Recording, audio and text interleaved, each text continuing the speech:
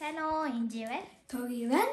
Тэгээд Анжина Битгаар цойлогсод гэдэг номыг уншаад дуусныхаа дараа дахиад ном авсан байгаа. Тэгээд түүний нэрийг бол Бурхан Дитгсэн Дэлхийн Баячууд. Тэгээд одоо энэ ард талд нь байгаа Бурхан Дитгсэн одоо Дэлхийн Баячуудны ард талд нь харагддаг.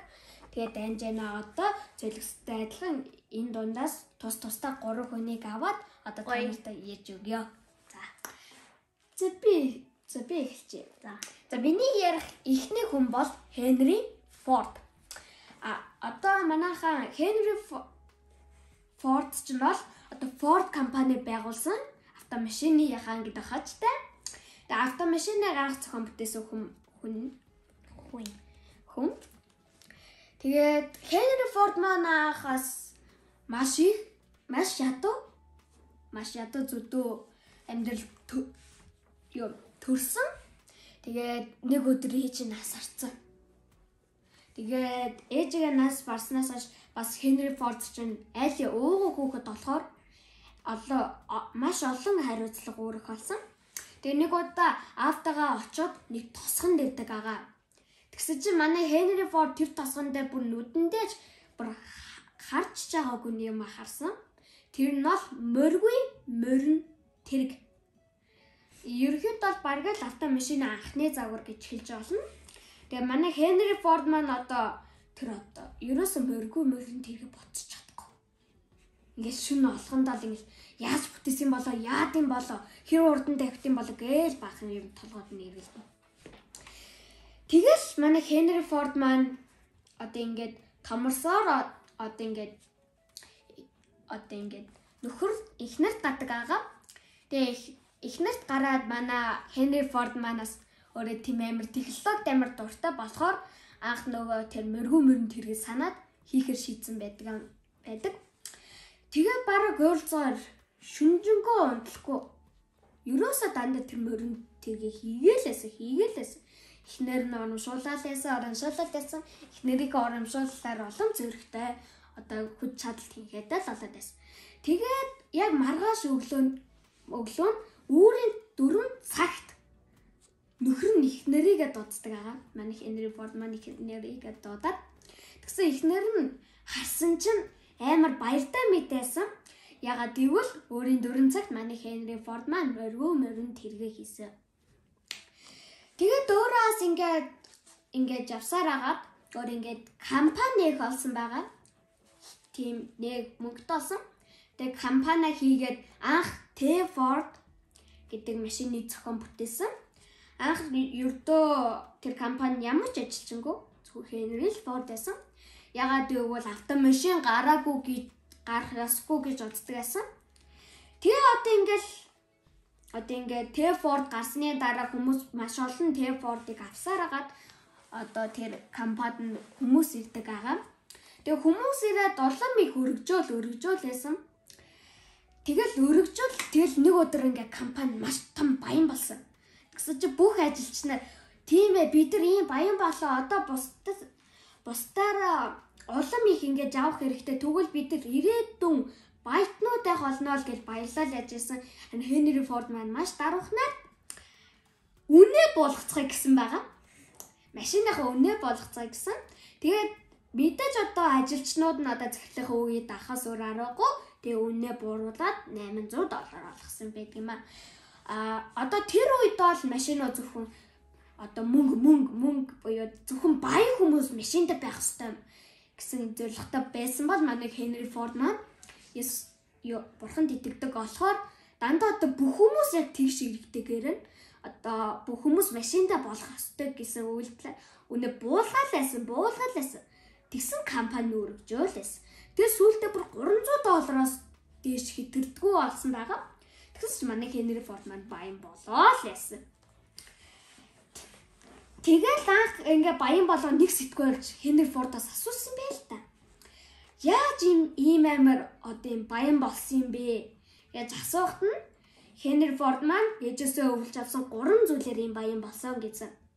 За эхнийх нь бол мэдээж Бурханд 11 өргөх. Хоёр дахь нь дандаа Бурханд одоо талархаж ав. Гурав дахь нь дандаа одоо цуглаанж авна штэ. цуглааны хамгийн урд игнэт суугаад одоо бурхан чин сэтгэлээс одоо талархах, залбирах гэдэг асан. Энэ гурван зүйлээр л манай Henry Ford маань өргөжж яддаг байгаа. За тэгээд одоо Henry Ford маань ингээд дууслаа. Тэгээ одоо энэ ярих хийж боллоо. За ингээд миний ярих хүн бол одоо галт төмрийн хаан гэдэг хочтой Эндрю Карнеги. За Эндрю Карнеги маань гэр бүлээрээ ингээд Америк цагаачлахаар шийдээд ингээд Америк руу явдаг. Мөн бас л тэр үед угаасаа ядуу байсан. Тэгээд ядуу байсан учраас ингээд Эндрю Карнеги бодсноо ингээд аавынхаа ажилтдаг газарт ингээд аавдаа туслахаар очдог. Аав нь ямар газарт ажилладаг байсан бэ гэхээр одоо даавны оюутлын үйлдвэрт ажилладаг байсан. Тэгээ аавдаа туслахаар бас тэнд ажилд орсон. Тэгээ ингээд тэнд ингээд ажиллаж исэн чинь нэг ажлын саналт ирдэг. Тэгээд тэр ажлын саналт нь бол дарахны үйлдвэрийн захирал нь ингээд манай ажилд орооч дээ гэж гуйсан. Тэгээ Henry Ford гэр бүлийнхэн төлөө Henry Ford гэчихлээ. Эндрю Карнеги минь гэр бүлийнхэн төлөө тиймээ гэж хэлсэн. Тэгэл бас л тэгээл тэнд ажиллаж исэн чинь дахиад нэг л хүсэл өгдөг. Тэр нь бол энэ одоо ингээд төмрийн үйлдвэрт ажилд ордог. За гэхдээ тэрэнд бол төмөр хийх биш, захирлынх нь нарийн бичгээр ажилд орсон. Тэгээ ингээл ажиллаж исэн чинь гинт нэг асуудал гарсан. Тэр нь ямар асуудал вэ гэхээр манай захирал нь тэмэлтэд явчихсан. Тэгээд одоо ингээд галт тэрэгнүүд чинь ингээд захирлынхаа л одоо тушаалаар зогсоорой, яваарай л гэдэг. Тийм болохоор одоо ингээд нэг галт тэрэг явж чадахгүй зогссон. Тэгвэл тэр галт тэрэг нь явж чадахгүй бол яах вэ? Нөгөө бусад явсан галт тэрэгнүүд нь мөргөлдөд бум босолсон. Тэгээд Эндрю Карнеги бодсноо одоо ингээд захирлын нарийн бичгээр ажилладаг гэсэн болохоор захирал нь одоо ингээд галт тэрэгнүүдийг яаж удирдах байсныг сайн мэддэг учраас өөрөө ингээд удирдаад байж исэн чинь захирал нь маш ингээд айсан, сандарсан орж ирээд тэгээд ингээд харсан чинь ингээд Эндрю Карнеги маань зогсооцсон байсан. Тэгээд Эндрю Карнегийг ингээд маш их бахархаад одоо бусад ажилчнаас ингээд цалингийн нэмж өгөөд бас одоо өөрөө тамилтаар явах болгондоо ажиллаа Эндрю Карнегид ингээд өгдөг байсан. Тэгээ ингээд байжсэн чинь мөд дуудалгүй захирал нь нас барсан. Тэгээ захирал нь ингээд нас барахаас өмнө энэ ингээд төмөр замбын компани одоо ингээд үйлдвэр ингээд Эндрю Карнегид ингээд өвлүүлж өгсөн. Эндрю Карнеги маань бас өөрөө ингээд тимээ авьяа гэж авсан байгаа. Тэгэл Эндрю Карнеги маань ингээд баян болоод гэр бүлтэй болоод өгсөн юм да. Тэгээ би яг эндээс юуг ойлгосон бэ гэхээр энд угаасаа бурханд итгэсэн дэлхийн баярчууд гэдэг нэртэй ном учраас бурханд ингээд итгээд бурханд 11 өргөөд бурханд бүр чин сэтгэлээсээ зүрх сэтгэлээсээ залбирал бүх зүйл нь биелдгээ. Ер нь бол бурхан л байдгийн байна. Бурханд ингээд эд баялаг бурханыхтэй. Эд баялаг бурханы л хэлсэн. За дараа чи За миний дараагийн ярих хүн бол John Rockefeller. Газрын тосны компани байгуулсан хүндээ. За мэдээж газрын тосоор юу гэх вэ? Бензин. Харин бензинээр явах уу? Машин яваа. Одоогийн цаг үед бол бүх зүйл одоо машинаар явж байгаа. Тэг автобус, онгоц, машин гэл. Эдгээр бүгдээр ингээд бензинээр явдаг. Тийм болохоор бензиний компани хамгийн ашигтай компани байгаа. За тийм манай John Rockefeller маань тийм бас л ядуу төрсөн. Гэтэл манай John Rockefeller манаас л ажиллаж хийж байгаа л бас л компани нэг мөнгө хөрсөн. Тэгээд ямар компани исэн бэ гэхээр газрын тосны компани. Тэгээд тэр газрын тосны компани одоо ингээд өргөжүүлсэн тэр үе одоо дөнгөж машин гарч исэн болохоор баг их бензин ордог гэсэн байх гэж бодож байна. За тэгэл одоо ингээл өргөжөөл бэжсэн чинь яасан? Асуудал үүссэн. Одоо ингээд юу Джон Рокфеллерийн одоо ингээд газрын тосны компани одоо нэг тийм одоо тэнгисийн завхрууд бол юм байдаг гэсэн. Тэр тэнгиснээс маш хүчтэй давлага ирэх гэжсэн болохоор салхи давлага дээр ирэх гэжсэн болохоор одоо бүгдээр яасан амар сандарцгаасан. Харин манай Джон Рокфеллер маань тэр үед маш даруухнаар өнөөдөр чинь нэм гараг бурхны өдөр шүү дээ. Тийм болохоор заавал бурхныг магтах ёстой гэд ажлынхаа оронд бурхныг яасан байгаа. Тэгсэн ч манай Джон Рокфеллер маань одоо тэгээд асуудлаа зохицуулсан. Бурхандаас залбираад асуудлаа зохицуулсан байгаа. Тэгээ манай Джон Рокфеллер маань одоо бүр маш олон газрын тосныг тэр үед одоо манай Джон Рокфеллер маань одоо дэлхийн 10% газрын тосыг 10% өөрөө эзэмшдэг байсан. Тийм болохоор одоо эн чинь баг өдөрт баг хэдэн $100 ордог гэсэн гэсэн. За тэгээд манай Джон Рокфеллер манаас одоо ингээд маш олон газрын тосны компаниуд худалдаж аваад байсан. Яг гэж худалдаж авсан бэ гэхээр одоо олон сургууль, эмнэлэг гэний тим юм ерөөд бол тэр үед байдаггүй байсан. Тийм болохоор тим юм нэхийн тулд одоо ингээд бүтээхийн тулд маш олон мөнгө хэрэгтэй. Тийм болохоор мөнгө олохын тулд маш олон компани худалдаж авсан. За тэгсэн чинь тэрийг хүмүүс мэдгүй. Яг бол Джон Рокфеллер юу хийж байгааг хэн ч мэдээгүй. Тэгээд ерөөхдөө Джон Рокфеллер сонин дээр тэр бол муу шуналтай муухай завхаа нэг юм ингээл ягаад байсан. Харин Джон Рокфеллер маань ерөөсөө ч тоогоог. Тэгсэн бас нэг асуудал гарсан. Манай Джон Рокфеллер маань амар хүнд өвчин туссан. Тэгээ энэ чинь одоо та одоо нэг жилч хүрэхгүй хугацаанд өгнө гэж хэлсэн. Тэгэхээр чи одоо бараг дэлхийн баян хүн чинь одоо нэг жил хүрэхгүй хугацаанд одоо амьдран гэдэг чинь одоо маш possible зүйл. Тэгсэн чинь манай Джон Рокфеллер маань бас л бурхан залбираад тэгээ одоо амьдралын насыг сунгасан байгаа нэг библиэлд гардаг шиг.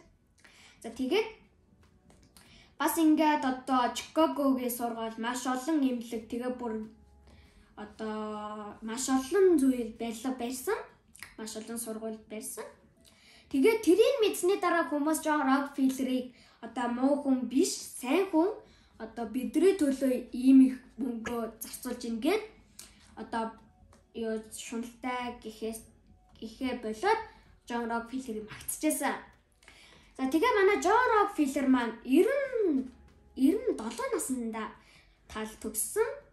Гэхдээ ерөөхдөө Джон Рокфеллер эмч маань Джон Рокфеллерийг одоо нэг жиж хүрэхгүй хугацаанд одоо та өгнө гэж хэлсэн бол манай Джон Рокфеллер чинь тэр үед бараг 50 хэдэн настайсан. Тэгээ бараг 40 хэдэн жил насалсан. Амар урт насалсан байгаа. Тэгээд энэ насал нэг бурхны гайхамшиг.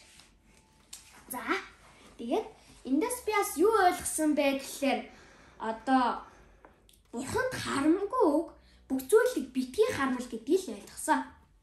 За ингээд миний дараагийн ярих хүн бол таны хамгийн сайн мэдэх Colgate оны компаниг бүтээсэн William Colgate гэх хүнийг ярих болно. За нэгэн англи хүү Америкийн Нью-Йоркийг зорих гэтэл тэнд мөнгө байдаггүй байсан мөлий. Түүний одоо учир нь тэр ядуу зүдөө амьдардаг байсан. Түүний орон гэр нь яг л одоо сахиа амьдруулах тасагтаа байдаг байжээ. Түүний аав нь саа өвчин тусаж гар хуруугаач хөдөлгөж чадахгүй. Түүний ээж нь сүрийн өвчин тусаж өдөр бүр ханиалгаж бөөлждөг байжээ. Гэтэл William хүүд нэг л найдвар төрдөг байв. Тэр найдвар нь би заавал ажил хийж мөнгө олоод аав ээжигээ эмчлүүлж эдгэх болно л гэсэн найдвар төрдөг байлаа. Түүний өсөл мөрөөдөл нь бас л адил. Аав ээж ажил хийгээ баян болоод аав ээжигээ эмчлүүлээд аав ээжтэй үргэлж ингээд туслах. Энэ нь л түүний өсөл мөрөөдөл ээжээ. Тэр өсөл мөрөөдлийг хизээж мартаагүй гэдэг. Удахгүй тэрээр 18 нас хүрч хүрсэн хүн боллоо. Тэгээд насанд хүрсэн хүний ёслолыг үйлдмэгцээ. Нэгэн тосгоны үгэн дээр очиж өвөө би одоо 90 цент хүрлээ. Надад би ядуу зудуу надад сурч мэдсэн бараг л алга. Би яавал энэ хорвоо дээр хүн шиг амьдрах вэ гэтэл өвөө тэр өвгөнийг ингэж хэлсэн.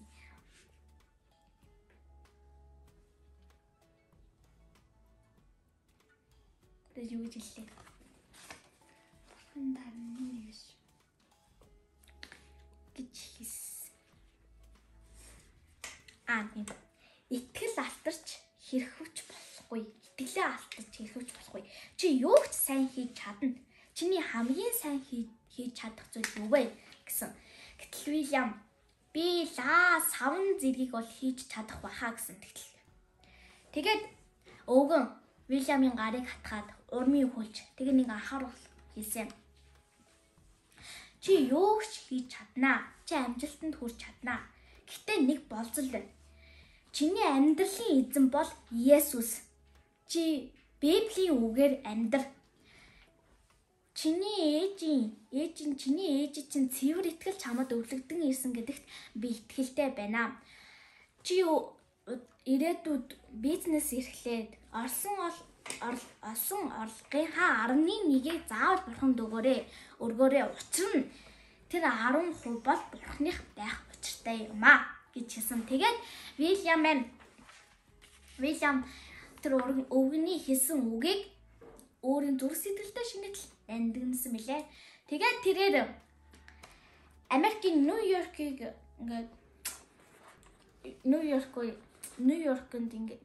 явах усан онгоцон цуух гэтэл тэр ядуу зүдүү байсан мөнгө байхгүй байсан учраас яаж цуух бэлээ гэж бодсон. Тэгээд бодож ирсэн аа.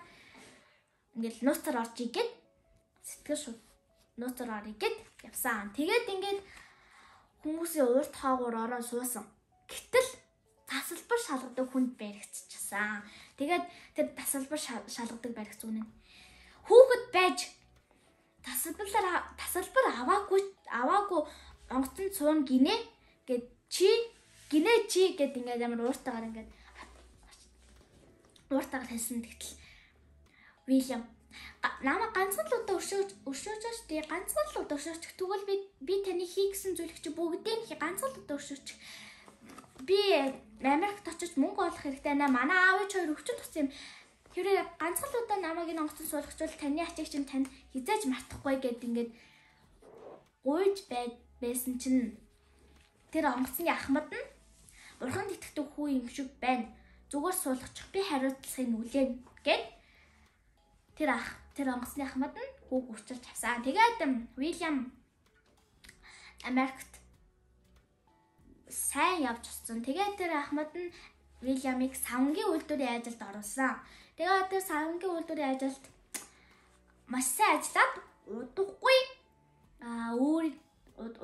тэр савнгийн үйлдвэрийнхаа эзэн нь болсон. Тэгээд савнгийн үйлдвэртэй итгэмжтэй ажилласан савнгийн үйлдвэрийнхаа эзэн болоод тэгээд өөрийн гэсэн бизнес эрхэлсэн. Тэгээд орсон орлогынхаа 11%-ийг бурханд өргөсөн байгаа. Тэгээд нэг сэтгүүлч хурж ирсэн. Вильям Колгээд таны амжилтын нууц чинь юу вэ гэж асуусан. Тэгээ Вильям Колгээд ийм үг хэлэх тутайсан. Миний амжилтын нууц бол бурханд 11% өргөх явдал юм аа гэж хэлдэг байсан. Тэгэл бурханд 11% өргөсөөр бурханд 11% өгөр бурхандаа олбогцоод баян болсон да. Тэгээд би нэг юм танд хэлье. Надад маш их хэцтэй энэ их гоё таалагдсан байгаа. Амш. За. Өнөөгийн Colgate компани бол шүдний ав болон савнгийн түүхийг үйлдвэрлэдэг дэлхийн хамгийн том компани юм. 2000 онд Англи дэлхийн хамгийн том корпорациудын нийт хүндийн талаар судалгаа хийсэн гэдэг. Өөрөөр хэлбэл тухайн компани брэнд буюу нэрийн хуудас болсон бүтээгдэхүүнийх нь үнэлгээ гэж хэлж болох юм. Үнэртэй усаараа алдартай Францын Chanel 52-т, спорт бараагаар алдартай Германы Adidas 53-т, оржээ.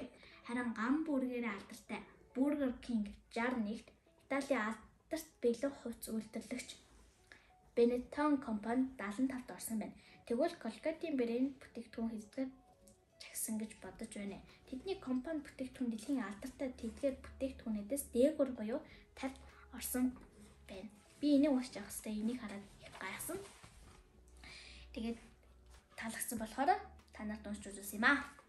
За одоо миний сонгосон сүүлчийн хүн болох Чарлз Линдберг. Одоо Times Square дээр бол 2000-аар зууны одоо дэлхийг өөрчилсөн хорон хүмүүсүүдийн нэрийг бичсэн. За тэр хүмүүсүүдийн нэгт багтсан нь Чарлз Линдберг.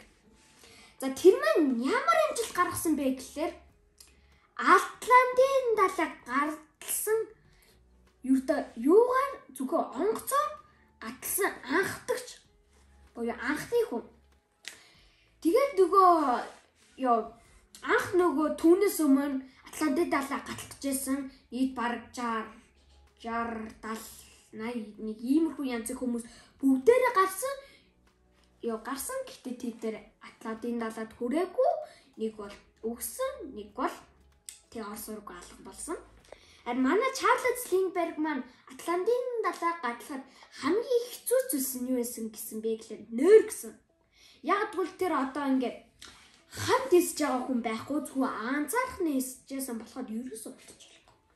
Тийм болохоор одоо ингээд хамгийн том дэс нь нойр байсан гэж байгаамаа. Тэгээ та нараас гайхаж аваад яагаад Атлантын далайг гатлах хэрэгтэй юм бэ? Нэгдүгээр маш олон альтернатив хүндэт болно. Хоёрдугаар Атлантын далайг гатсан анхны хүнд $25,000 өгнө гэсэн байгаа. Тэгээд одоогийн цагийн үед бол $25,000 бол нэг их мөнгө гэж боддгоо. Харин тэр одоо Чарлз Линдбергийн үеийнх нь бол за бараг л тэрийг хөдсөн хүн бараг одоо баячууд л олон гэсэн. За тэгээд Чарлз Линдберг маань юурээс алдартай биш. Зүгээр л нэг нисгэж. Тэгээ анх гатлсныхаа дараа санаас гатлаа.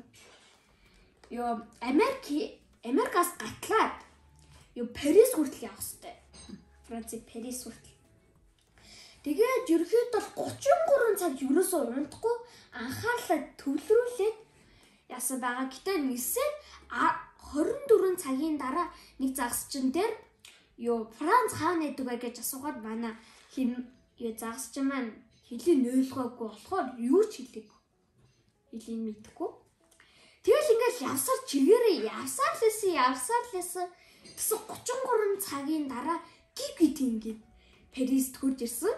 Манай Парист тэр тийм хүний 90 гэдгийг бараг 4 сая хүмүүс харах гэж тэм цуглацгаасан байсан. Тэгээд ерөөхдөө Чарлз Линдберг газарцсныхан дараа Францын тамхины үйлдвэрийн дарга хурж ирчихсэн. Нэг ганц нэг тамхи татж байгаа одоо реклам тоглоод өгөөч. Тэгвэл би танд $50,000 нэмж өгье гэсэн. Тэгээ манай Чарлз Линдберг яасан? Өгөө. Яагаад гэвэл Есүс дитгдэг болохоор муу зуршлын реклам тоглохгүй гэдэг шийдвэр гаргаж өгөө гэсэн. Энийг одоо ингээд сонинд тавьсан. Тэгсэн чинь манай Христэд итгэдэг бүх хүмүүс түүний уншаа Чарлз Линдберг мөнгө хадгалсан.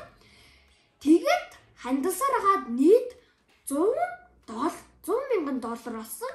Харин тэгээд $25,000 нэмэх юм бол $125,000 болсон байдаг. За тэгээд манай Чарлз Линдберг маань одоо энэ түүхэн өндөрлж байна. Тэгээд одоо энэ хамгийн сүүлчийн сонгосон хүнийг сонцгоё. За, миний хамгийн сүүлчийн сонгосон хүн болоо Став хатагтай буюу хар эрснүүдийн эрх чөлөөний их гэсэн очтой.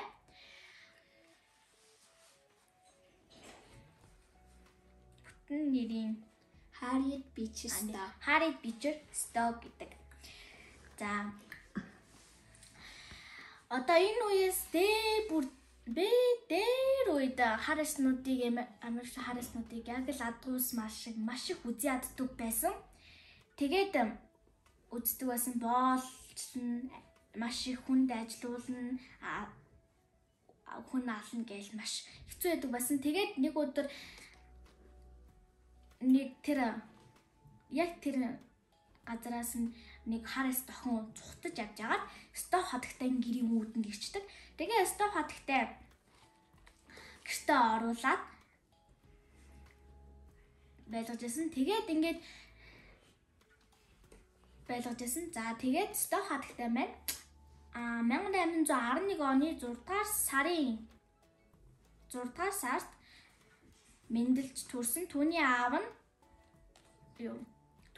бол цуглааны пастор мөн доктор байсан. Тэгээд тэрээ найзуудтайгаа